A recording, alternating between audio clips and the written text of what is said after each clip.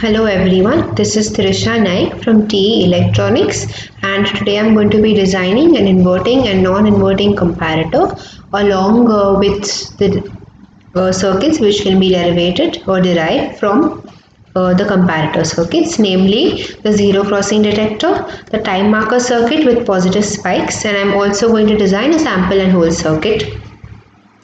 So first let's start with the inverting comparator. For the inverting comparator, the input is applied to the inverting terminal while a reference voltage is applied to the non-inverting terminal. So let us see the simulation for this. My Vref is applied to the non-inverting terminal and my Vin is applied to the inverting terminal. The op-amp I have used is an OP07. My frequency initially is 50 Hz with a 10 volt peak to peak signal. Let us run this.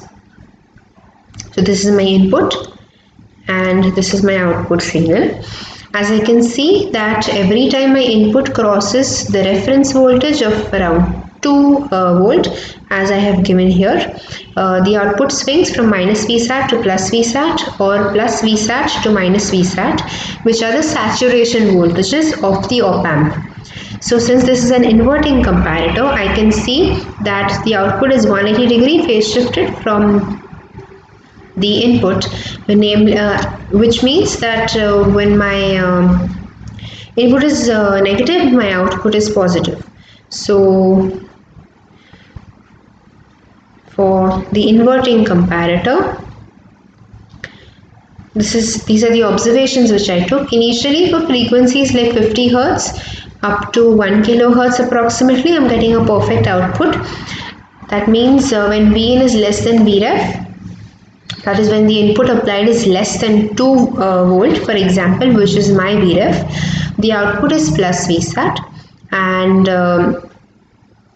when the input is greater than Vref, which is greater than 2 volt, my output is minus Vsat. I can see that at higher frequencies like 5 kilo and 10 kilohertz, my output starts getting clipped. It should be noted that the comparator is an open loop configuration, which may be a problem. So as I can see over here, frequencies like 5 kilohertz and 10 kilohertz, my output is getting clipped. The next one is the non-inverting comparator. In this comparator, the input is applied to the non-inverting terminal and the Vref, which is the reference voltage, is applied to the inverting terminal. So let us simulate the non-inverting comparator.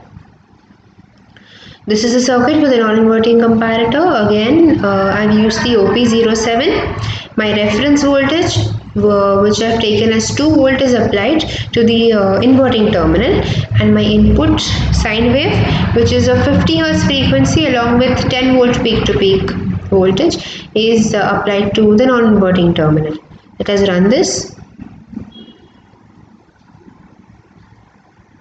This is the input and this is the output. As I can see that every time the input crosses my reference voltage of 2 volt, the output swings from minus Vsat to plus Vsat and again plus Vsat to minus Vsat.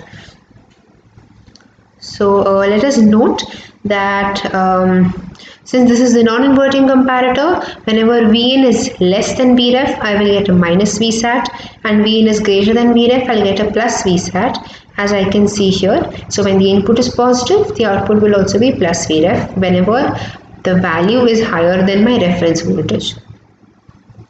So this was the comparator part of the experiment. Next, let us go to the zero crossing detector.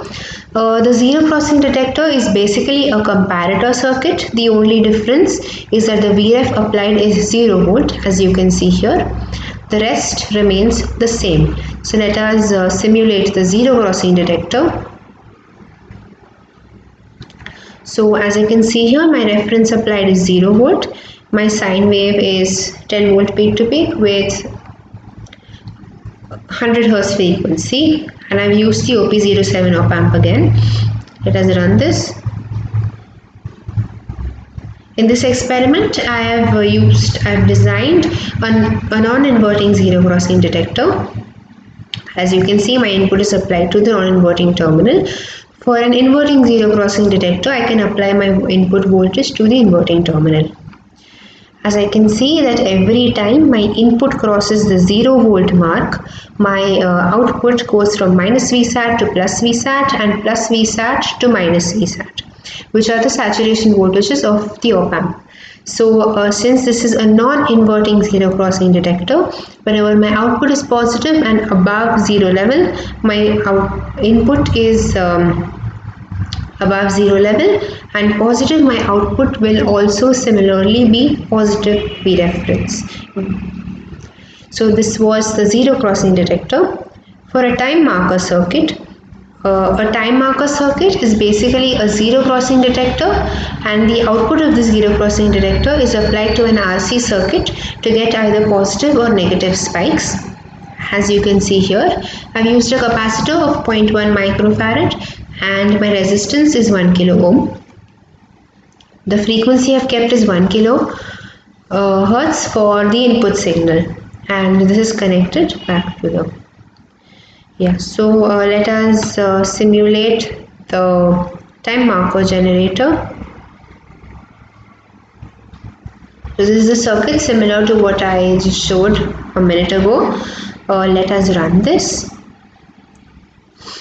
I have designed the circuit to get positive spikes. So here I get positive spikes due to my RC combination. Now to get negative spikes, I can simply reverse the position of the diode and I would get negative spikes. The next part is a sample and hold circuit. For the sample and hold circuit, I've used the op-amp LTC6244 because of its high slew rate as well as high switching rate. So, additionally, the BSP89, which is an N-channel MOSFET, works as a switch and is controlled by the control voltage VC. Again, I've used the BSP89 because of its high switching property. So the combination of these two, that is the op-amp and the N-channel MOSFET, should give me a proper output as compared to an OP07 being used. So let us first simulate the sample and hold. So this is a circuit similar to what I have put in my document. The control voltage is applied as a pulse input, that is VC, applied to the N-channel MOSFET, and a sine wave input is applied to the non-inverting terminal of the first op-amp. The op-amps used are again LTC6244. So let us run this. So I've put in the second waveform, which can be seen here, is labeled as VC. So that is the output, that is the input which we give to the MOSFET, that is the control voltage, while the second one, this the sine wave one, the yellow is the input while the blue is the output. As we can see that the input is getting sampled and it is holding till the next value of the input. So this is a perfect output for a sample and hold.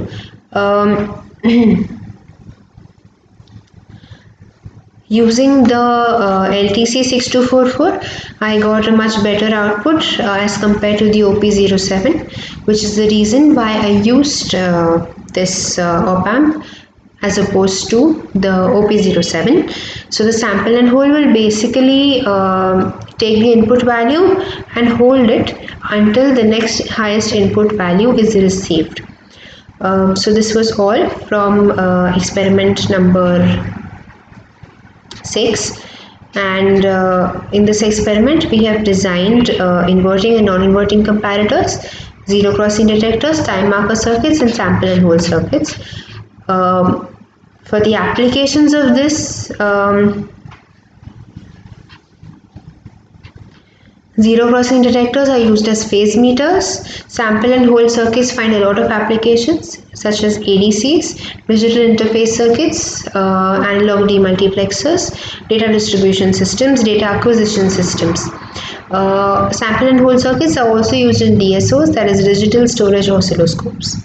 This is all from this experiment. Thank you very much.